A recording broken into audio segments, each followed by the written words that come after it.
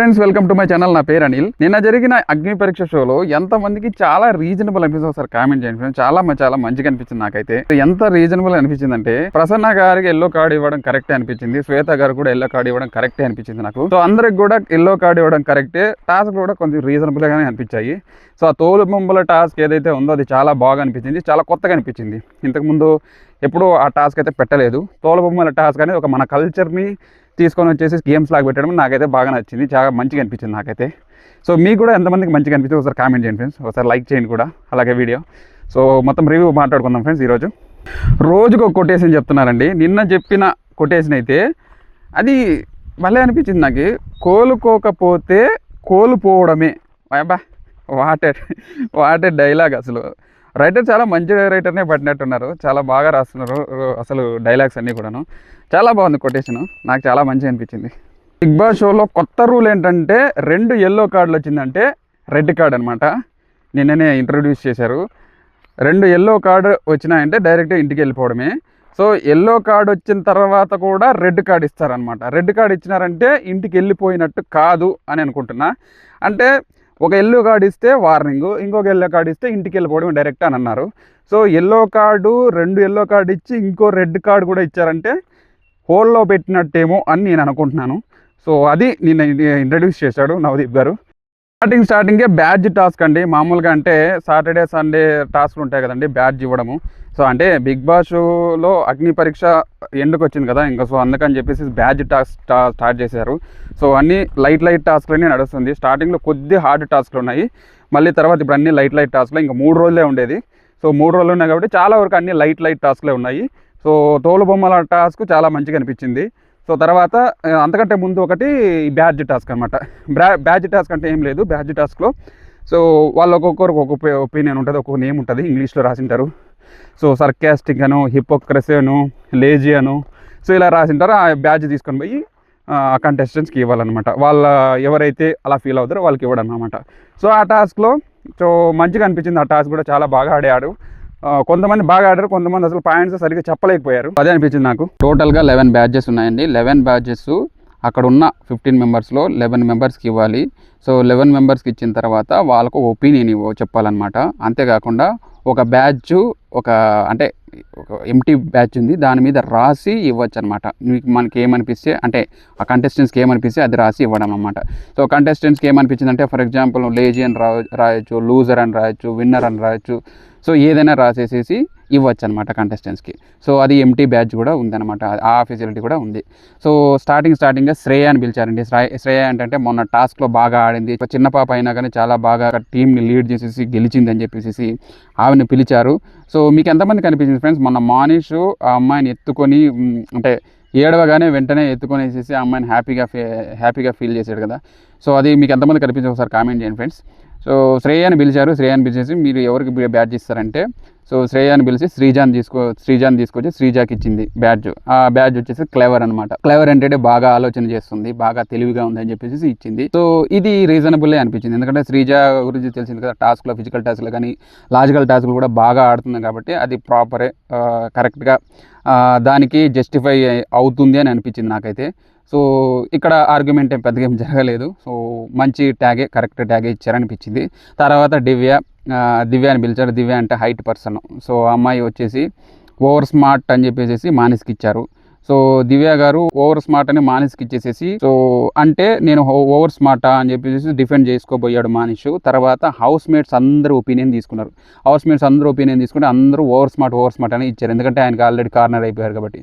So ఇక్కడ మానిస్కి ఒక point అనమాట. మానిస్కి ఏంటంటే మానిస్కి హౌస్ మొత్తం అందరూ టార్గెట్ చేస్తున్నారు కాబట్టి డెఫినెట్గా మానిస్కి పాజిటివ్ అయ్యే అవకాశమే ఉంది. ఎందుకంటే ఆడియన్స్లో ఏంటంటే సింపుల్ లాజిక్, ఒక పర్సన్ని అందరూ టార్గెట్ చేస్తున్నారంటే అతను పాజిటివ్ చేసినా నెగిటివ్ చేసినా అతనికి అయ్యేది పాజిటివే. సో ఎందుకంటే అతను ప్రాపర్గా పాయింట్స్ పెట్టాడు అని అంటే ఖచ్చితంగా అతనికి పాజిటివ్ అనిపిస్తుంది. అసలు హౌస్ మొత్తం అంతా ఆపోజిట్ అయ్యి ఎగెన్స్ట్గా అయ్యి అతను పాయింట్స్ స్ట్రాంగ్గా పెడుతున్నాడు అంటే ఖచ్చితంగా అతనికి పాజిటివ్ అవుతుంది. సో ఈ విషయంలో మానిస్కే పాజిటివ్ అవుతుంది, మానిస్కే ప్లస్ అవుతుంది అని అనిపిస్తుంది.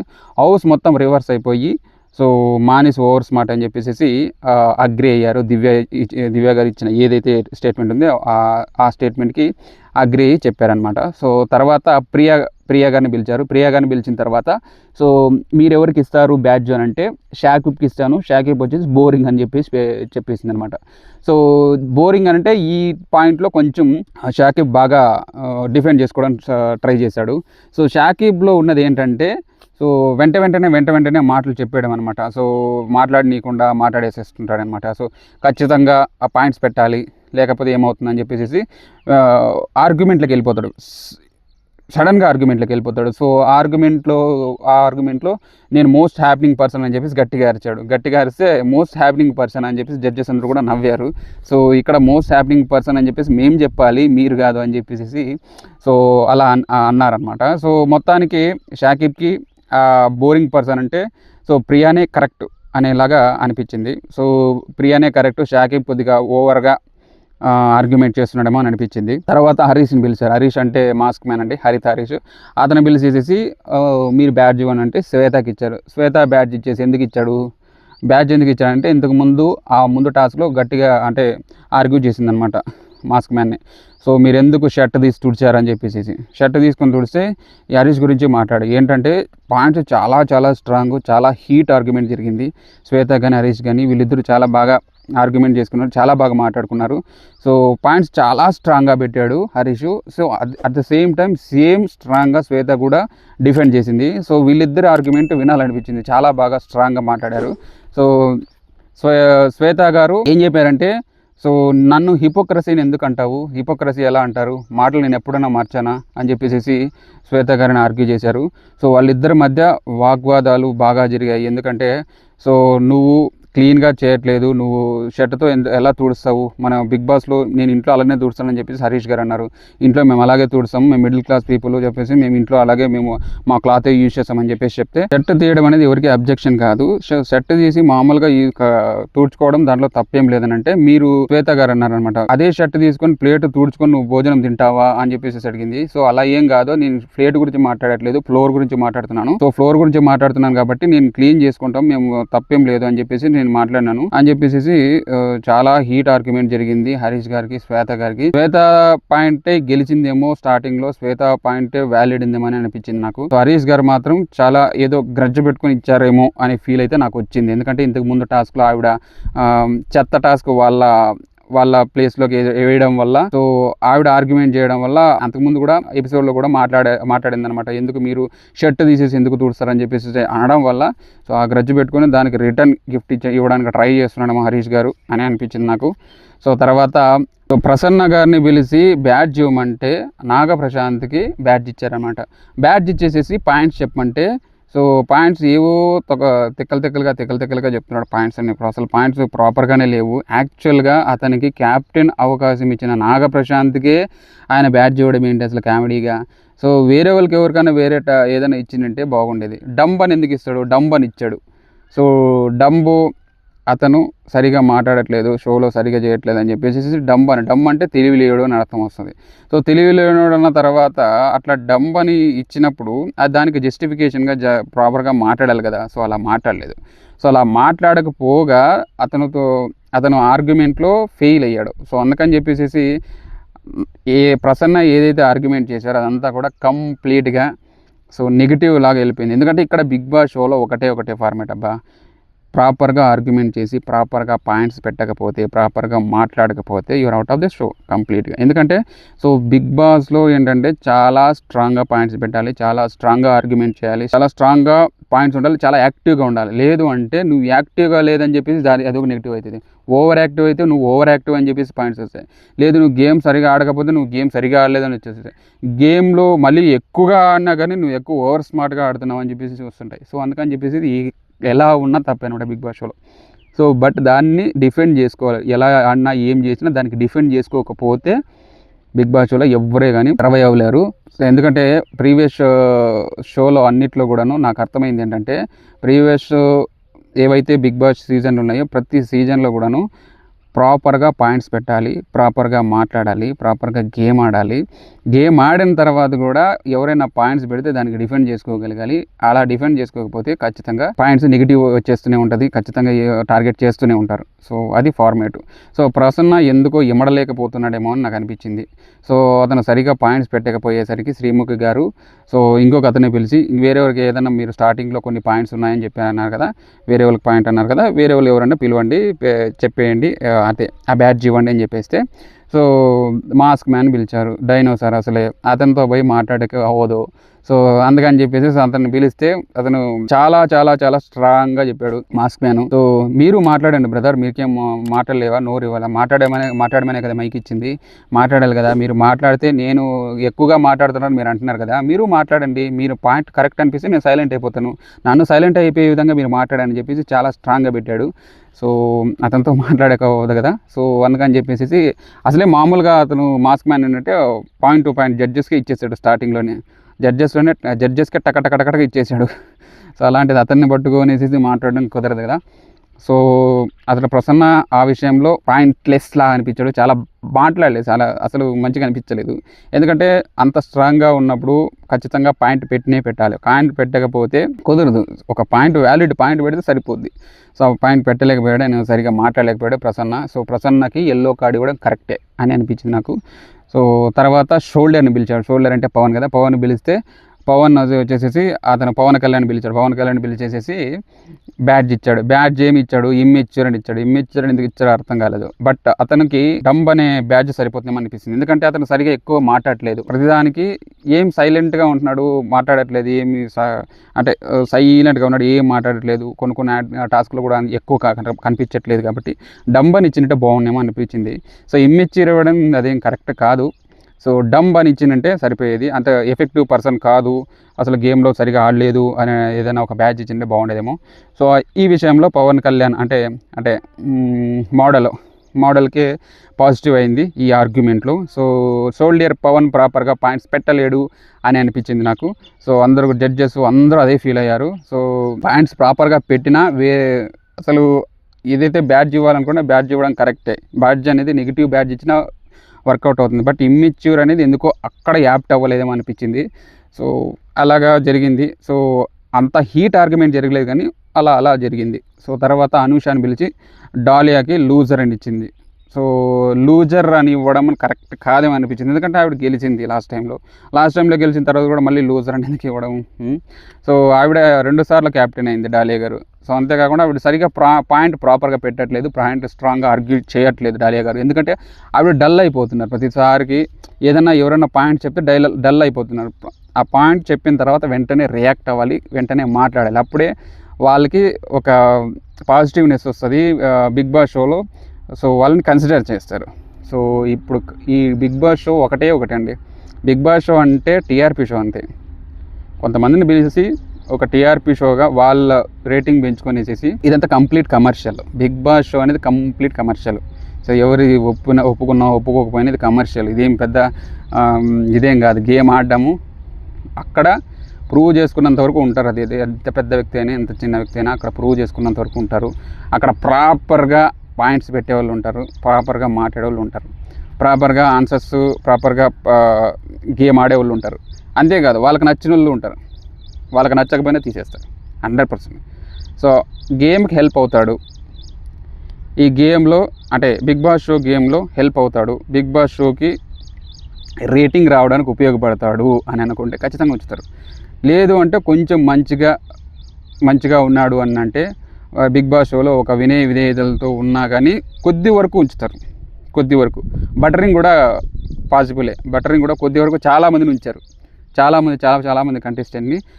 కొంతమంది రికమెండెడ్ క్యాండిడేట్స్ ఉంటారు, వాళ్ళని కూడా ఉంచుతుంటారు. సో అలా నడుస్తూ ఉంటుంది. సో తర్వాత కల్కిని పిలిచారు. కల్కిని పిలిస్తే కల్కికి ఏది రాలేదు బ్యాడ్జ్. సో కల్కికి ఏ బ్యాడ్జు రాలేదు. సో అందుకని చెప్పేసి నువ్వు ఉత్తుత్తు మిరపకాయి, నువ్వు అసలు ఆటలో అరటి పండ్లాగా అయిపోయినా, నువ్వు అసలు నీకు ఎందుకు ఇవ్వలేదు అని అంటే, సో బ్యాడ్జ్ ఇవ్వకపోవడం మంచిదే కదా అని చెప్పేసి అంటుంది. సో బ్యాడ్జ్ ఇవ్వకపోవడం అంటే జనాలకి ఎవ్వరికి ఆవిడ మీద ఏ ఒపీనియన్ ఫామ్ అవ్వలేదని అర్థం అని చెప్పేసి జడ్జెస్ అన్నారు. సో ఎందుకంటే ఏదో ఒక ఎఫెక్టివ్గా ఉండాలి. ఇక్కడ ఒకటబ్బా, నువ్వు ఐదర్ పాజిటివ్ ఉండాలి, నెగిటివ్ ఉండాలి. పాజిటివ్ వచ్చినా ఓకే, ఏదో ఒక బ్యాడ్జ్ రావాలి. వీడు వేస్ట్ గార్డ్ అన్న బ్యాడ్జ్ రావాలి, వీడు గ్రేట్ అన్న బ్యాడ్జ్ రావాలి. సో ఏ బ్యాడ్జ్ లేకపోవడం అనేది నెగిటివే. ఎందుకంటే కొంచెం అగ్రెసివ్ పర్సన్ అని ఒక బ్యాడ్జ్ వచ్చినా ఓకే, లేజీ పర్సన్ అని బ్యాడ్జ్ వచ్చినా ఓకే. లేజీ పర్సన్ అంటే మరి నెక్స్ట్ గేమ్లో అతను ప్రూవ్ చేసుకోవడానికి అవకాశం ఉంటుంది. చాలా యాక్టివ్ అంటే యాక్టివ్ తగ్గించుకోవడానికి ఉంటుంది, లేకపోతే హైపర్ యాక్టివ్, లేకపోతే టాకెటివ్ అంటే తగ్గించుకోవడం. ఏదో ఒక ఎఫెక్ట్, ఏదో ఒక స్పెషాలిటీ ఉండాలన్నట్టు, ఏదో ఒక బ్యాడ్జ్ వస్తే వాళ్ళకి ఒక స్పెషాలిటీ ఉన్నట్టు అని. సో ఈ బ్యాడ్జ్ టాస్క్ అయిపోయిన తర్వాత వెంటనే తోలుబొమ్మలాట బాగా అనిపించింది నాకు. అంతే ఆ కాన్సెప్ట్ ఏదైతే ఉందో కాన్సెప్ట్ చాలా బాగుంది, చాలా బాగా మంచిగా అనిపించింది నాకు ఆ టాస్క్ అయితే. సో తర్వాత ఆ తోలు బొమ్మల ఆటలో ఏంటంటే చేతులకి 2 కట్టెలు కట్టారు, కళ్ళకు కంతలు కట్టారు. సో ఎవరైతే బ్యాడ్జెస్ ఇచ్చారో వాళ్ళే ఆడాలి, బ్యాడ్జెస్ తీసుకున్న వాళ్ళు ఆడించాలి అన్నట్టు. ఆడించాలంటే కట్టెలు ఇచ్చారు, కట్టెలు చేతులు కట్టారు.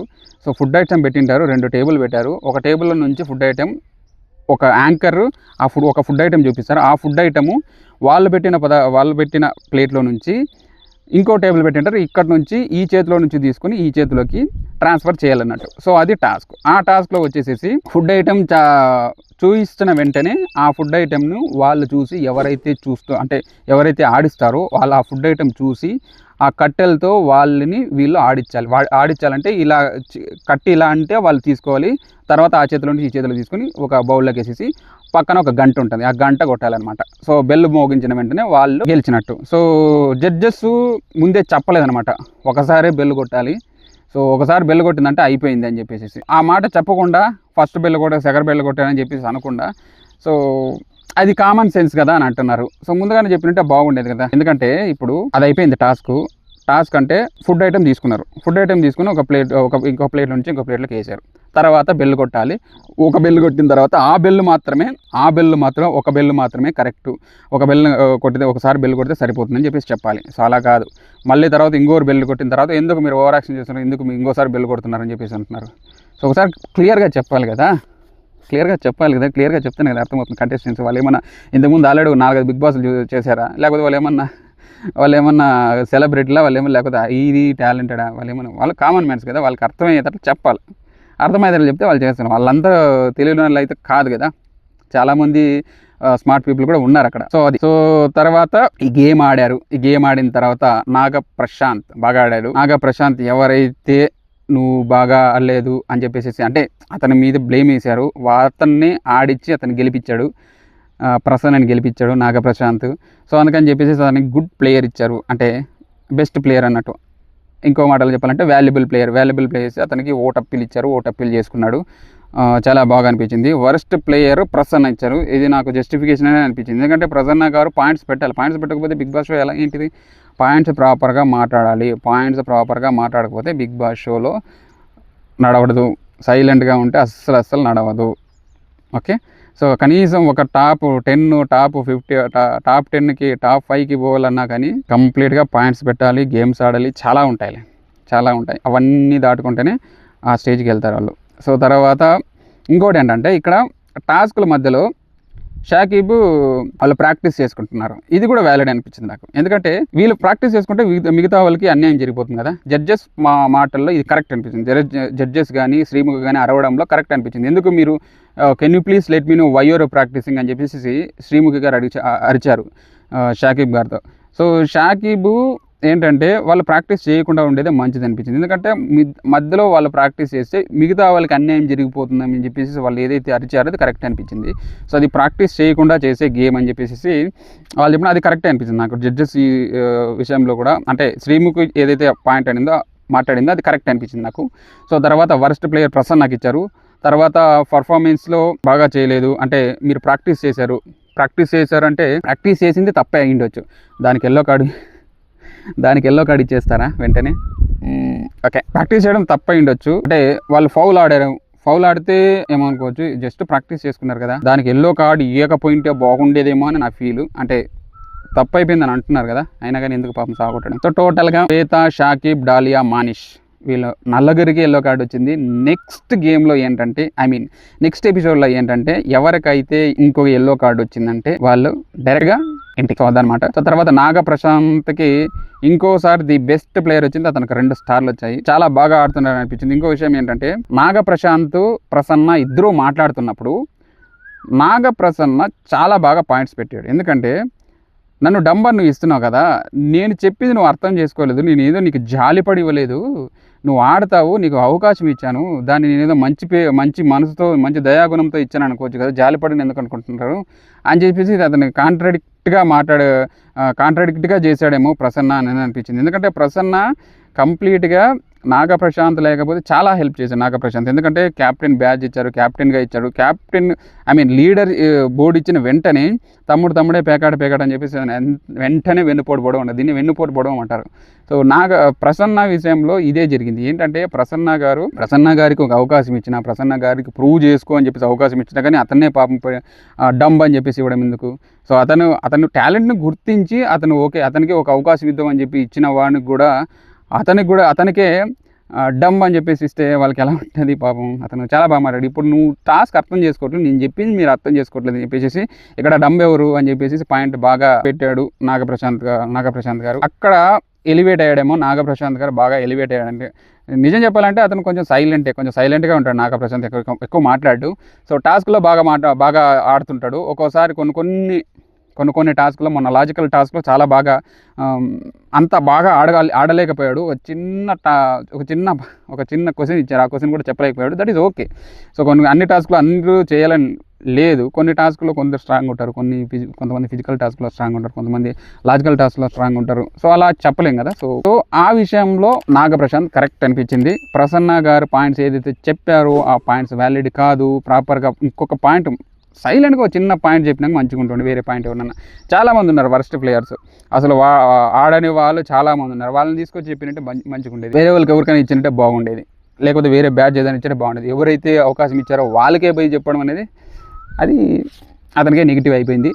సో మోస్ట్లీ ప్రసన్న గారు అవుట్ ఆఫ్ ది షో అవుతారని అనిపిస్తుంది. ఎందుకంటే ఆయన ప్రాపర్గా పాయింట్స్ చెప్పలేకపోతున్నాను. ఇంకో విషయం ఏంటంటే మీరు ఎందుకు పాయింట్స్ చెప్పలేకపోతుంది, ఎందుకు మాట్లాడలేకపోతుందంటే ఏమో నేను మాట్లాడలేకపోతున్నాను, అంటే నేను పాయింట్స్ సరిగా మాట్లాడలేకపోతున్నాను, సో మాట్లాడడం ఇంకా నేను నేర్చుకోవాలని చెప్పేసి చెప్తున్నాడు. సో అతని మీద అతనికి కాన్ఫిడెన్స్ లేకపోతే ఎవ్వరూ ఏమీ చేయలేరండి.